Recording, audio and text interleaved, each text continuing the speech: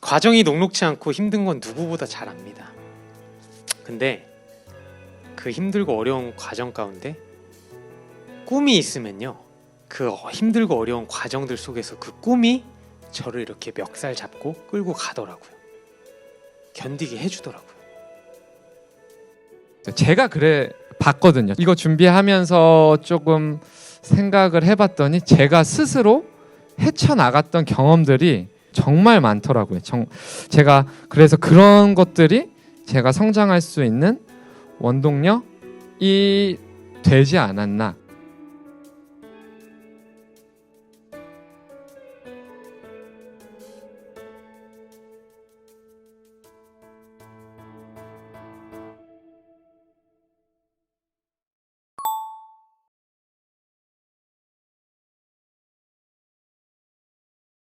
제가 그런 생각을 했어요. 여기 오신 분들 정말 찐이다. 자녀에 대한 굉장한 열정이 있으신 분이다 라는 생각을 했기 때문에 저의 모든 경험과 모든 것을 다 동원해서 도움을 드릴 수 있도록 최선을 다해보겠습니다.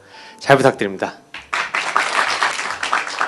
오늘 제가 프로 생활을 15년 하면서 느꼈던 것, 현장에서 보고 듣고 느낀 경험들을 같이 공유해 드리고자 해요. 제가 이 강연을 준비하면서 제가 15년 동안 축구를 할 거라고 저는 생각을 하지 못했거든요, 프로에서. 근데 내가 어떻게 살아남을 수 있을까에 대한 고민을 좀 많이 해봤던 것 같아요. 물론 저의 노력으로만 된 게 아니라고 생각해요. 그 외적인 부분들이 더 컸겠죠.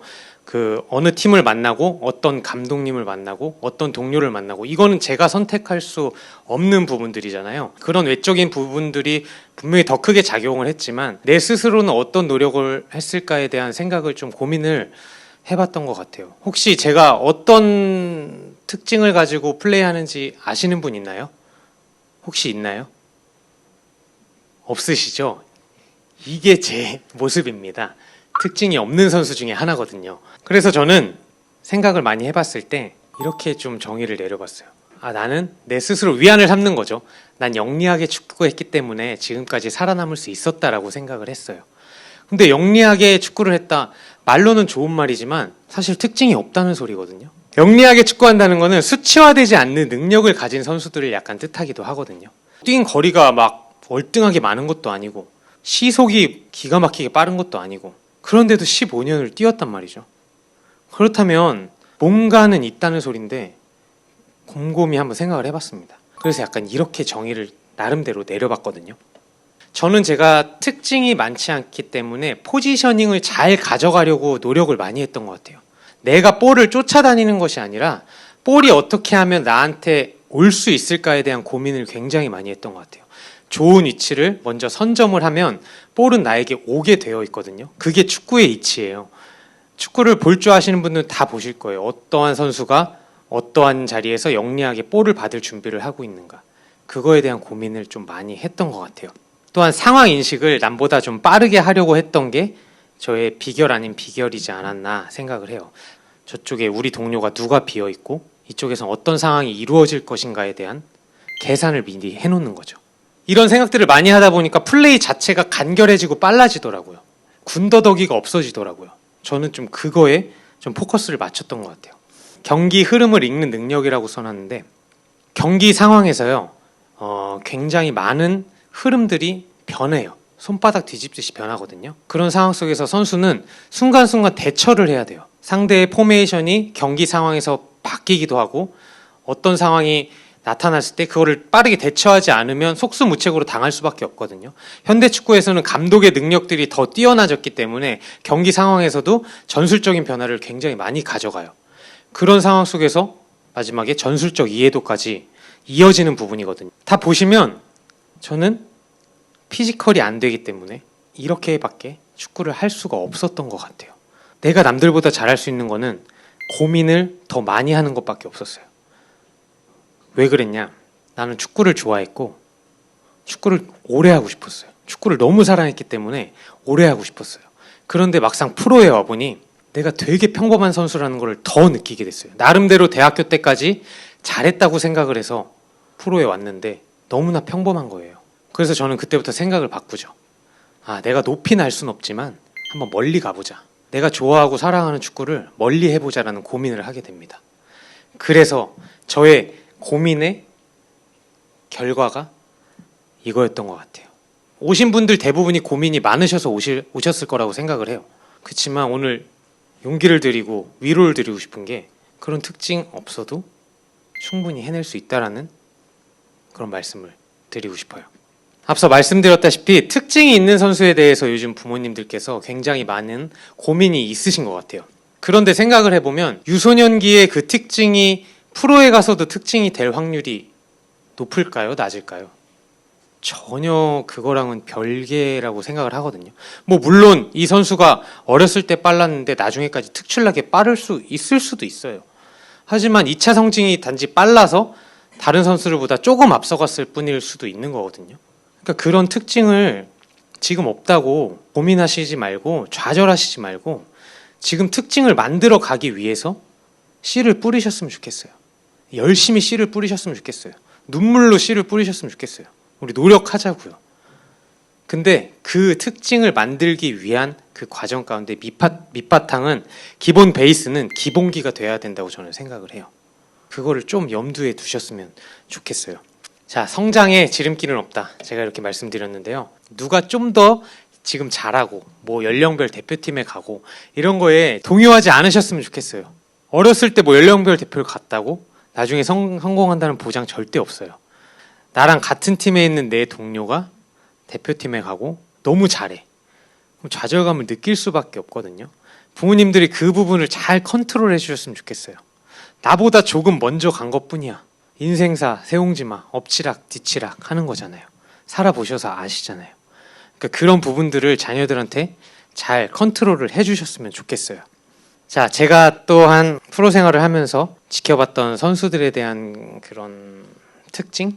관찰을 많이 하게 되잖아요. 아무래도 같이 생활을 하게 되면. 그래서 선수들의 그런 특징 몇 가지를 좀 공유해드리고자 갖고 왔습니다. 이 선수 아시나요? 김지수라고. 지금 잉글랜드 프리미어리그 아직 데뷔는 못했지만 B팀에서 잘 뛰고 있는 걸로 알아요. 이번에 아시안컵 명단 최연소로 또 소집이 됐죠. 자, 이 선수가 고3 때 프로에 준프로 계약을 해서 프로에 올라왔거든요. 전반기 때 뭐 경기를 못 뛰다가 아마 후반기 때부터 뛰기 시작했을 거예요. 제가 정확히 기억하는데 이 선수 데뷔전이 수원 삼성과의 원정 경기였습니다. 선수들한테 있어서 수원 삼성 원정 경기는 굉장히 부담되는 거예요. 빅보드라고 하죠. 상대팀 입장에서는 주눅이 들 수밖에 없거든요. 근데 당시 김남일 감독님께서 얘를 선발로 집어넣으신 거예요. 그래서 저는 솔직히 그 당시 주장이었는데 걱정을 되게 많이 했어요. 성적도 내야 되는 시기고 우리 강등 위기인데 근데 웬걸 오히려 제가 절고요. 얘는요 훈련 때보다 훨씬 잘하더라고요. 오히려. 그래서 저는 경기 끝나고 물어봤어요. 야, 너 안 떨렸냐? 재밌었대요. 아니 볼 처리하기 바쁠 텐데 막 제껴서 나오더라고요. 오히려 훈련 때보다 더 잘하는 모습을 보니까 와, 얘는 진짜 난 놈인가라는 생각이 들더라고요. 지수한테 뭐 잘했다고 위로도 해줄 겸 방에 갔는데 경기 영상 돌려보고 있더라고요. 자기 경기 영상. 그러면서 복귀를 하는 거죠. 그런 습관, 좋은 습관을 가지고 있고 좋은 재능을 가지고 있으면서 멘탈까지 있으니까 20살에 그냥 EPL 가더라고요. 나 이런 애는 처음 보거든요. 축구하는 데 있어서 멘탈은 정말 중요한 요소예요. 그런데 이 멘탈이 타고나는 걸까요? 아니면 후천적인 걸까요? 둘 다 어느 정도 맞는 것 같아요. 네, 타고날 수도 있지만 후천적으로도 가능한 거예요. 그러니까 부모님들이 이 부분을 어떻게 발전시킬 수 있을까에 대한 고민을 해보셨으면 좋겠어요. 네. 챕터 3 성장의 중심엔 지도자가 있다. 중학교 때 이규준 감독님이라고 지금은 대학교에서 지도를 하고 계신데 그 당시에 굉장히 축구 공부 많이 하시고 전술적으로도 뛰어난 감독님이세요. 근데 중학생으로서는 소화하기 너무 어려운 전술들을 구현을 하시려고 하신 거예요. 그런데 저는 축구가 너무 좋고 성공하고자 하는 마음이 있으니까 이거를 끊임없이 고민하는 거예요. 영상도 돌려보고 다른 선수들한테 물어도 보고 선배들한테 물어도 보고 선생님한테도 물어보고 지금 돌아보면 그때 했던 고민이 있잖아요. 그때 당시에는 안 될지 몰라도 저를 제일 많이 성장시켰던 시기인 것 같더라고요. 요즘 축구 지능이란 말 많이 하잖아요. 축구 지능은 제가 생각하기에는 본인이 축구에 대한 잘하고자 하는 그 고민의 양과 어느 정도 비례하는 것 같아요. 축구 지능은 후천적으로 분명히 발전할 수 있거든요. 자기가 축구를 어떻게 할 것인가에 대한 고민, 이 시기는 분명히 필요하다고 저는 생각을 하거든요. 이것 또한 좀 공유를 해주셨으면 좋겠어요, 자녀분들한테. 자, 배우고자 하는 사람은 끊임없이 성장한다. 제 얘기를 좀 해드릴게요. 제가 35살에 성남FC로 이적을 했거든요. 거기에 코치님으로 정경호 코치님, 현재 강원FC 코치님이시죠. 그분이 코치님으로 계셨어요. 근데 이분이 얼마나 연구를 하셨는지 저한테 있어서 축구적인 완전 새로운 패러다임을 제시해 준 분이거든요. 포지셔닝의 개념이라든지 오프 더 볼에 대한 개념이라든지 이런 부분들을 많이 깨우쳐 주셨거든요. 프로 12년 차에도 축구를 보는 눈이 새로워지더라고요. 프로 10년 이상 했으면 자기만의 그런 색깔과 그 고정관념이 분명히 자리 잡고 있을 텐데 제 안에 배우고자 하는 열망이 있으니까 그걸 수용하려고 하는 마음이 있으니까 늘더라고요. 신체적으로는 그 기능이 떨어질 나이인지는 몰라도 이거는 계속 성장을 하더라고요. 그러니까 성남에 와서도 경기에 계속 출전할 수 있더라고요. 그러니까 본인이 어떻게 마음을 받아들이느냐의 문제도 굉장히 중요한 것 같아요. 그렇게 잘 지도해 주셨으면 좋겠어요. 받아들여라. 자기의 그 고정관념이 정말 깊이 뿌리내려 있으면요, 성장하는데 굉장한 걸림돌이 돼요. 어느 정도의 그런 자기의 철학은 필요하겠지만 받아들이는 것도 중요하다고 생각을 하거든요. 그런 부분을 잘 유념해 주셨으면 좋겠습니다. 또 드리고 싶은 말씀이, 축구 선수는 은퇴할 때까지 매 순간 평가를 받습니다. 모든 훈련, 경기, 생활, 모든 상황에서 평가를 받아요.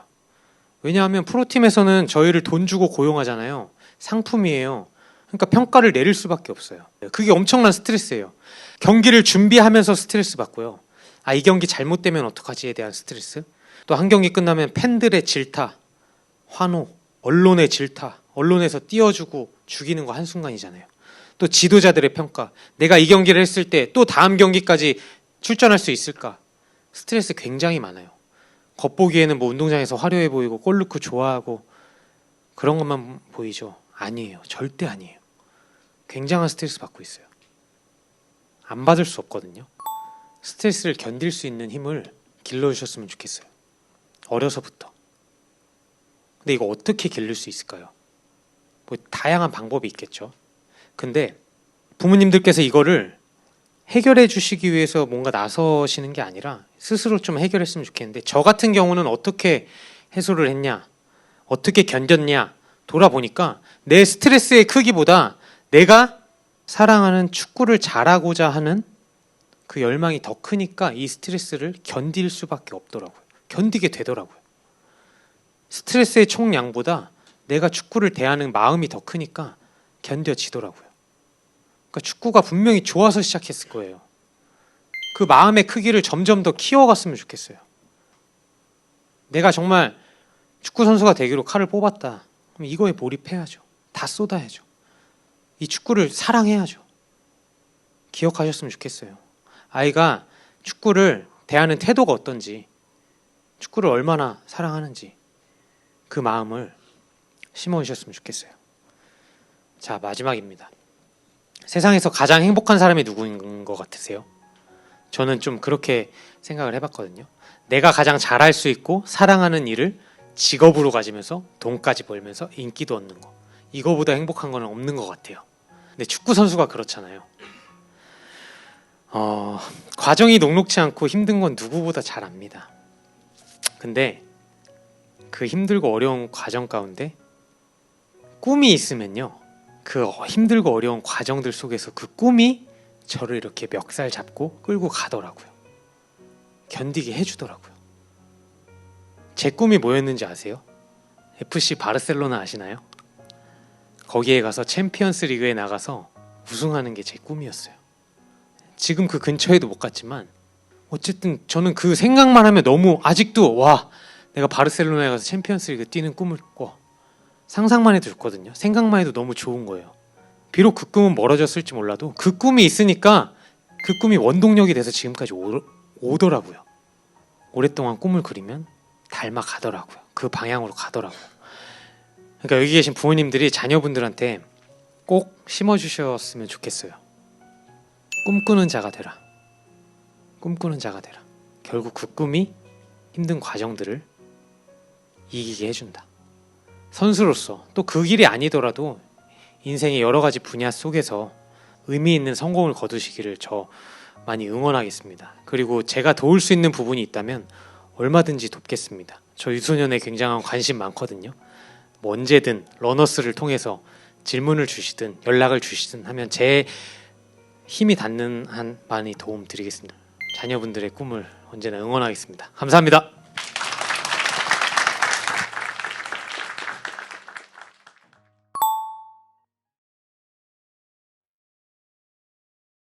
네, 안녕하세요. 송진영이라고 합니다.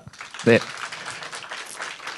저는 되게 특이한 이력을 좀 가지고 있어요.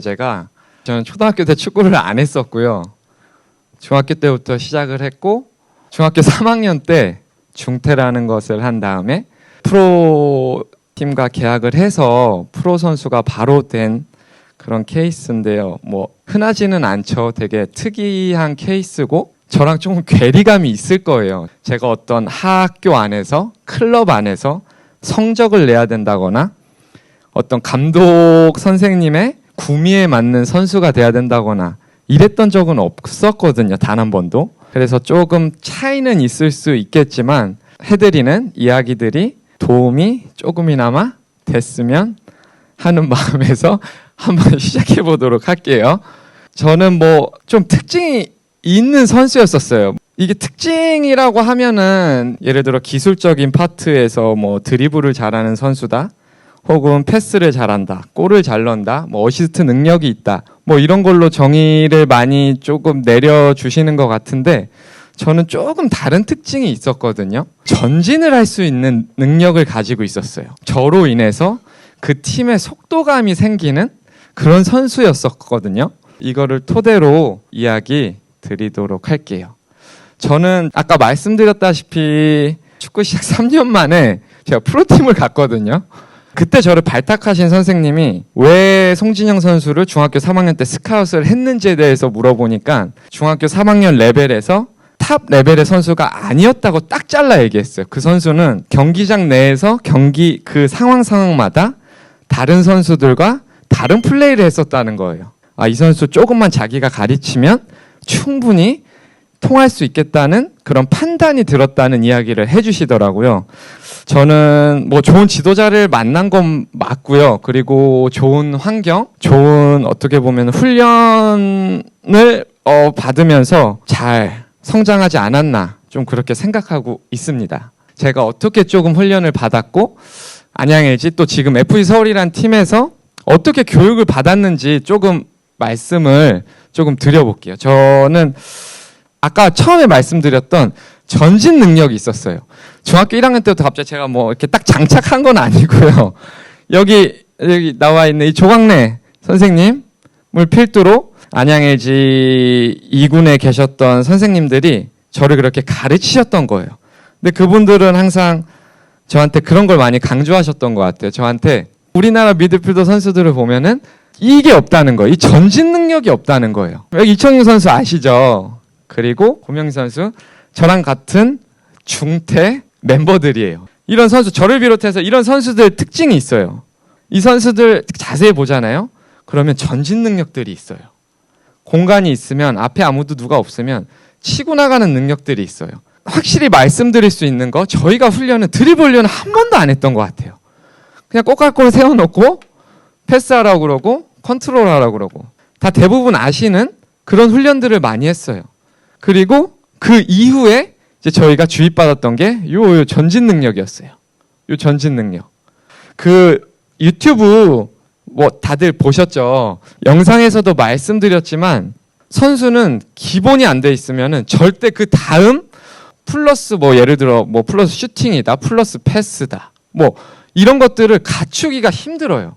그리고 예전에 대안이라는 FC 서울의 그 위대한 선수, 공격 스트라이커, 달리기 정말 느리거든요. 그런 선수가 경기장에 딱 나가잖아요. 하는 게 자기한테 그냥 볼을 밀어달라는 거예요. 맨날 볼을 밀어달. 그러면 메시나 크리스티아노 호날두 뭐 네이마르처럼 뭐 이상한 거 애가 제껴가지고 골 넣고 이런 장면 안 나와요. 오죠? 바로 슈팅 때려요. 오죠? 바로 슈팅 때려요. 근데 그게 이제 완전한 기본기를 갖고 있었던 선수였던 거예요. 그러니까 골을 그만큼 넣었었고 매년 뭐 20골, 30골을 넣어줬던 선수였었는데 그게 저는 결국에는 기본, 축구의 기본을 갖췄었던 것 같아요. 그 선수가. 프로에 오잖아요. 되게 단순해지거든요. 플레이 자체가 화려함을 계속 빼야 돼요. 화려함을 빼지 않으면은 프로 그 안에서 살아나기가 정말 힘들어요. 어떻게 보면은 자꾸 더하기 말고 자꾸 빼기를 해야 되거든요. 1년 차 신입으로 들어오면은 선수들이 이 에너지를 발산을 못하면 어쩔 줄 몰라요. 막 이게 뭐 좀 해보겠다고 막 난리가 나거든요. 뭘 보여줘야 되는 거예요. 이제 내가 골을 넣어야 되고 내가 이제 감독 코치들 눈에 들어야 되니까 그래야 경기에 나가니까 딱 이 볼 보고 얘 제낄 생각만 해요. 얘 제껴서 골 넣는다 이 개념으로 훈련, 경기 다 이렇게 접근을 해요. 그래서 해보면은 안 돼. 이게 뭐 몇 번, 100번 해도 안 돼요. 수비수들 바보 아니거든요. 수비수들 다 1, 2번에 드는 선수들이 와요. 프로 팀에. 근데 그 선수들을 상대로 뭘 해서 제껴서 골 넣는다 이런 거 없어요. 결국엔 프로팀에 들어오면은 새로운 시작을 한다는 마음으로 이 원점이 돼야 돼요. 원점이 돼서 자꾸 빼기를 해야 되고요. 자기한테 볼 오면은 최대한 빨리 처리해야 되고요. 그래야 살아남을 수 있어요. 그게 되려면은 기본을 할 줄 알아야 돼요. 기본. 저는 이런 표현을 좀 쓰거든요. 축구 선수를 평가할 때 저는 3류, 2류, 1류 딱 이렇게 평가를 해요. 그래서 3류 선수는 3터치 내로 볼을 처리해요. 2류 선수는 2터치 할 수 있는 선수. 2터치로 한 번 잡고 볼 보내는 선수. 가장 잘하는 1류 선수들은 자기한테 볼이 오잖아요. 논스톱으로 처리를 할 수 있는 선수예요. 논스톱으로 볼을 처리하면요. 어느 팀에 가도 한 자리는 무조건 잡을 수 있어요. 어디 가도 적응할 수 있고 근데 그 논스톱을 할 수 있을 만한 능력을 가지려면 기본 뭐 다 들어가요. 거기에 상황 인식도 들어가고요. 컨트롤, 패스, 연계, 뭐 볼 받는 서포트 움직임 다 들어가요. 거기 안에. 그래야지만 볼을 논스톱으로 처리할 수 있어요. 그러면은 그 이후에는 그 논스톱으로 처리하는 볼이 엄청나게 좋은 찬스로 이어지는 그런 패스를 할 수 있는 선수가 돼요. 그럼 그 정도 선수가 되면요. 프로팀 나아가서 해외 충분히 저는 갈 수 있다고 생각이 들어요. 그래서 기본 베이스가 어떻게든 볼을 자꾸 자기가 만지작 하는 그런 식의 플레이에서 자꾸 빼기를 해주셔야 돼요. 프로팀에 오면 올수록 위에 가면 갈수록 여러 진짜 해외를 많이 다니면서 운동을 해봐도요. 걔네 하는 거 정말 별거 뭐 이상한 거 할 것 같죠? 안 그래요. 저희 흔히 볼 돌리기라고 그러죠. 그 훈련밖에 안 해요. 그리고 걔네가 딱 하는 말이 볼 오잖아요. 빨리 처리하라. 이게 딱 한마디 들어가요. 빨리 볼 처리하라가 완전 중심이에요. 중점적으로 얘네가 보는 능력이에요. 계속 얘기해요. 논스톱으로 처리해라.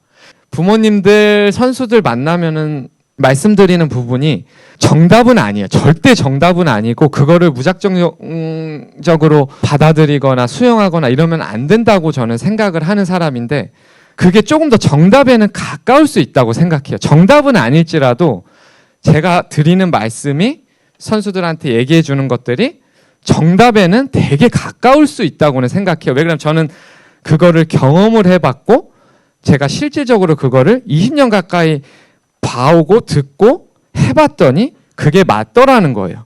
드리블 뭐 이런 훈련들 이런 것들에 대한 질문이 되게 많아요. 어렸을 때는 그런 걸 더 많이 해야 되는 거 아니냐. 근데 저는 그게 맞지도 않고 안 맞지도 않다. 뭐 정답은 없는데 단지 올라가면 갈수록 위에 이제 가장 최상단에 갔을 때는 결국엔 빼기를 해야 된다는 거예요. 그거 하는 거 다 좋아요. 다 좋은데 나중에 결국에는 그거를 털어내는 시기가 오거든요. 근데 제 입장에서는 그렇게 털어내느니 애초부터 그 능력을 빨리빨리 습득을 했으면 좋겠다는 입장이에요. 그래서 저는 성장하면서 드리블 훈련을 해본 적이 없어요. 해본 적이 단 한 번도 없어요. 그래서 그런지 저의 온전한 경험으로 봤을 때 그런 게 꼭 필요하나? 저는 이런 입장이고, 어쨌든 제가 말씀드리는 거는 결국엔 위에 가서 해야 될 것들은 빼기의 영역이다 라는 거를 조금 말씀드리고 싶어요. 여기 보시면은 이런 기술적 파트 뭐 이런 것들로 특징을 딱 정의를 안 하셨으면 좋겠어요. 이게 정말 수치화 안 되는 능력들이 엄청 많거든요. 축구에는 정말 복합적인 요소가 많아요. 그래서 이 선수 다 아시죠? 한국영 선수가 그때 카타르 SC라는 아마 팀에 있었을 거예요. 이 선수 뭐 잘하는지 아시나요? 모르시죠? 근데 중동에 갔는데 모든 팀들이 다 미스터하니 K리그 국내 통틀어서 최고의 선수라는 거예요. 어떻게 해서 구경이가 최고 선수라고 그러지? 왜 얘가 최고 선수로 모든 팀들이 데려가려고 그러지? 알고 봤더니 이제 데이터를 냈던 거예요. 이 한국역 선수가 한 경기에 14.5km를 평균적으로 뛰었던 거예요. 14.5면은 진짜 말도 안 되는 거리거든요. 근데 중동에서 그것도 경기장에 나가잖아요. 그 45도, 50도예요. 온도가 30도가 아니고 저희 뭐 K리그 이제 뛸 때 보면은 많이 올라가면 37 뭐 이런데 중동 가면요. 기본 베이스가 45에서 50도로 시작해요. 그래서 몸도 안에서 풀고 경기 때만 나와야 되고요. 아예 막 10분, 20분 정도 뛰면은 목이 아파요. 거긴 막 모래 바람도 있고 해서 정말 힘든데 14.5kg가 평균 수치로 나왔다는 거예요. 그걸 보고 중동 팀들의 오너들이죠. 왕자, 그 보드 멤버진이라고 그러거든요. 그 보드 멤버들의 우두머리들이 이제 반한 거예요. 완전 반했어요. 얘 우리 팀에 무조건 데리고 와야 된다. 얘 있으면 우리 무조건 우승한다가 됐던 거예요. 이런 선수가 없거든요. 감독 입장, 그 왕자들 입장에서는 정말 보물 같은 선수죠. 저 같아도 이 선수 무조건 데려오려고 할 것 같아요. 아니 이 선수가 잘하든 못하든 14.5를 뛴대요. 그럼 무조건 도움이 되는 선수거든요. 그 정도로 인정을 받았던 선수인데 특징이 없대요. 특징이 별로 없어요. 그래서 저는 꼭 이 슈팅, 스피드, 피지컬 이런 거에 한정 지을 필요는 없다고 생각이 들더라고요. 그래서 특징을 꼭 뭔가 만들려고 내 아이의 특징이 무엇이다 정의할 그럴 필요는 없을 것 같아요. 그리고 이게 부모님 역할에 대해서 조금 나온 건데 이게 되게 조심스러워요. 이게 부모님들 이게 서포트를 어떻게든 해 주시려고 최대한으로 노력을 하시다 보니까 이런 자리에도 와주셨던 거고 저와 뭐 러너스 순영이 형을 만난 거라고 저는 생각이 드는데 저 딸이 둘이거든요. 그래서 딸을 키우고 있는데 저 진짜 쉽지 않아요. 아이들 이게 기른다는 게 정말 스스로 잘하면 좋은데 잔소리 계속 나가죠. 뭐 하면 잔소리 안 해야지 하면서 나가고 하는 게 이제 부모 마음인지라 이게 아이들한테 계속 얘기를 하게 되는데 저는 조금 아이들이 어려운 상황을 오히려 많이 겪고 좀 그 상황을 본인들이 헤쳐나가는 그런 경험들이 조금 많았으면 좋겠어요. 근데 이게 저도 그렇거든요. 이 자녀가 무슨 어려운 상황이 오면은 제가 해결해주고 싶어 해요. 엘리베이터 타서 저기 잘 안 눌리면은 제가 눌러주고 싶고 뭐 그런 건데 이게 자녀들한테 어떤 힘든 상황이 닥쳤을 때 부모님들께서 좀 힘드시겠지만 아이들이 스스로 뭐 실패하더라도 그거를 계속적으로 접해볼 수 있는 그런 환경이 좀 중요하지 않나? 저는 좀 그렇게 생각하고 있어요. 제가 그래 봤거든요. 이거 준비하면서 조금 생각을 해봤더니 제가 스스로 헤쳐나갔던 경험들이 정말 많더라고요. 제가 그래서 그런 것들이 제가 성장할 수 있는 원동력이 되지 않았나. 그리고 여기 선수들 돈 많이 벌면 좋죠. 이게 뭐 돈벌이 뭐 몇 억씩 벌고 하면은 정말 좋은데요. 저도 어렸을 때 정말 돈을 많이 벌고 싶었어요. 마지막에 이제 중동이란 곳에 갔을 때도 그때 정말 행복할 줄 알았어요. 그때 이게 수치로 말씀드려보면 월에 1억이 넘는 연봉을 받았어요. 아, 이제 됐다. 이제 와, 이만한 돈을 벌면 되겠다. 이런 생각을 가졌었거든요. 근데 그런 돈을 받잖아요. 그러면 분명히 따라오는 것들이 있어요. 거기에 책임을 져야 돼요. 그 정도 받을 수 있는 그릇이 돼야 되고요. 그거가 안 되면은 바로 떨어져요. 바로 내려와요. 그런 능력들을 꾸준히 개발해 나가면서 프로 선수로서 가져야 되는 그런 마음가짐, 그리고 꼭 어떻게 보면은 프로 선수가 됐을 때 일단 무엇을 해야 되는지, 그리고 돈 이런 것도 좋지만은 결국에는 순영이 형이 했던 것처럼 오래 살아남아야 되고, 그거를 할 수 있는 능력은 지금 이 시기 때 기본적인 것들을 뭐 그게 멘탈도 그렇고 뭐 실력적으로도 그렇고 뭐 여러 가지 부분들을 잘 해 나가야 된다고 저는 생각을 하고 있습니다. 그리고 뭐 이제 아이들 이제 스스로 본인들이 더 잘 알 거예요. 뭘 해야 되는지 알 거고, 그리고 부모님들은 계속적으로 제가 말씀드렸다시피 조금 힘든 상황을 스스로가 헤쳐나가 볼 수 있게 그런 것들을 주변에 조금 만들어주면은 좋으실 것 같아요. 그래서 오늘 와주셔서 너무 감사드리고 저는 여기까지 하도록 하겠습니다. 감사합니다.